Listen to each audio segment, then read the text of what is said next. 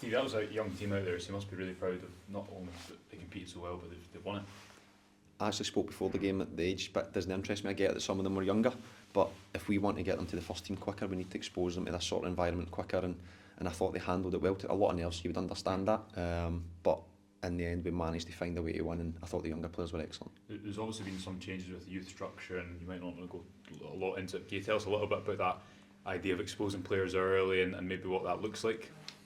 That's what it looks like, putting them into environments like that where they're playing in cup finals at a younger age, getting to play against good opposition, senior opposition, boys that have maybe been in loan with other first teams, so just exposing them to different things earlier in their careers instead of waiting till they're 18, 19. So again, there's so many things that they can learn for occasions like that. You've obviously been around the youth game a lot, but do you think that early exposure is the key to try and bridge what is a difficult gap into obviously the first team here? I'm not going to stand here and say it's going to be perfect. It's something needed to change. Hopefully it's going to change for the better, but the quicker younger players get exposed to first team football, in my opinion, the better.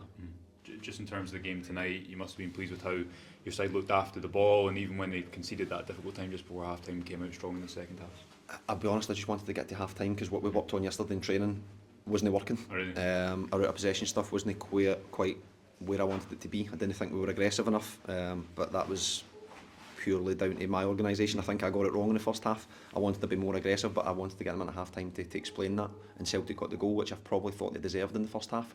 But the second half we were more aggressive out of possession and probably more like I would expect us to be.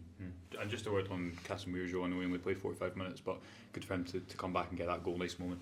He was excellent. I loved having him in the training group yesterday. He brought a voice, he brought a presence. I love having him in the game. I thought he performed really well in the game for his first game back in 9-10 months, so it was really enjoyable to have him in our group. Steve, you've got the first team management set up, sitting in the stands. Is that an extra pressure for these boys playing in front of that? It's just what it is. They need to handle that. We mentioned the age and stage of some of the players, but that's also something they need to handle.